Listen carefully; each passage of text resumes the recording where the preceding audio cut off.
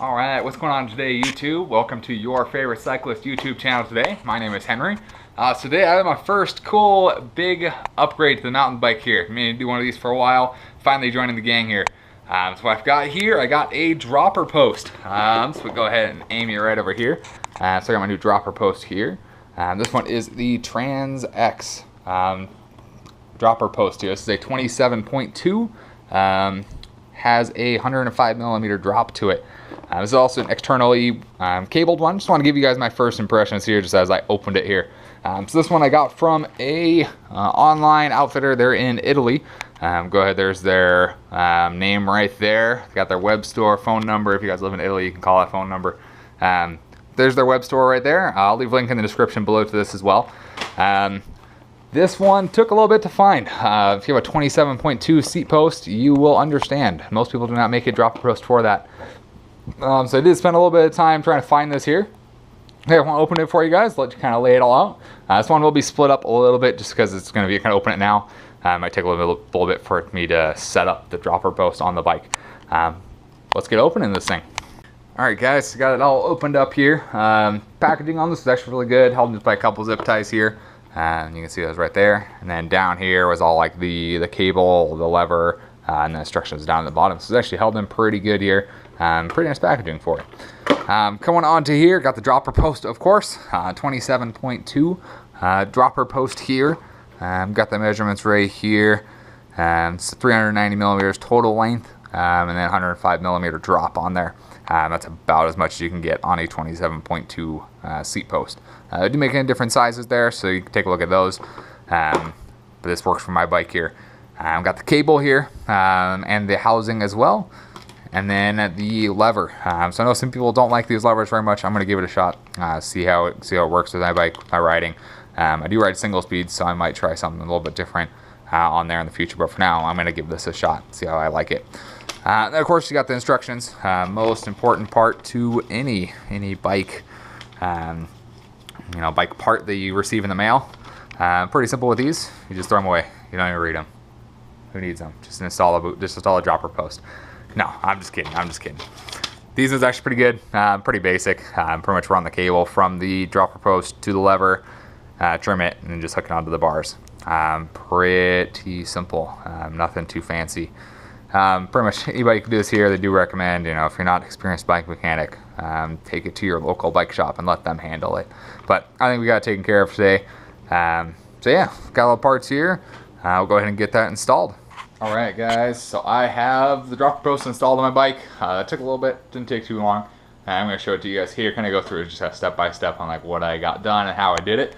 Let's go ahead and look right over here. So I got the dropper post installed. Works good. This one here, you have the cable mounted on the bottom versus up on the head, so keeps it a little bit lower.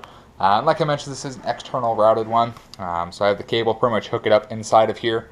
It's essentially a shifter cable from, it's a road bike. Shifter cable on here. So go ahead and put the shifter cable head in there. And then I just ran pretty much the housing all the way along the bike here. I have it zip tied for now. I do have some internal routing here. I might do that later. But for now, I just have it running on the outside. Just test it here. I have it running all the way up. And right up here at the top, I have my dropper switch right here. Like I mentioned, this one, some people don't like it. I'm going to give it a shot here, see how it works, see how I like it.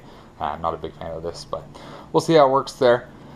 So pretty much it's very simple. You can hook up that cable, stretch it like you would any other kind of brake or shifter cable. Make sure it works fine. And that's essentially it. Attach your saddle before you actually drop the seat down. That helps a whole bunch. They actually tell you not to drop it before the seat is on the bike. Essentially, you push your dropper lever in, put weight on here, let go, and it drops. It stays down. It's got a little wobble to it, but this thing, I think pretty much as I've heard, almost every dropper has a little wobble on the top there. And then pretty much put it back up, and just push it again, it goes back up. Stop in between. Very controllable. And ultimately it works pretty good. It does drop it pretty low. I've never had the seat this low on this bike, so it does drop it pretty low. That should help a whole bunch here. And that's should be my normal riding position right there. I do have to adjust it just a little bit just to make sure it's still how I normally have it, but that's a dropper post right there. So yeah, we get some riding on here. and show you guys how it works kind of in action.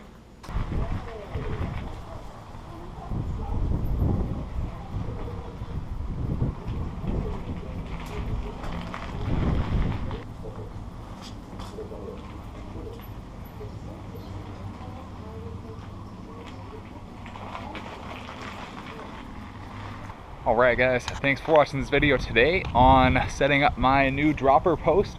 Brand is TransX. Also heard it's the same as the PNW dropper post, the Pine 27.2. I've heard they're pretty much the same design. Looking at both, they look exactly the same.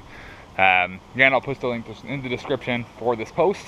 Right now it feels great. I did ride it today. You'll actually see that in the next video.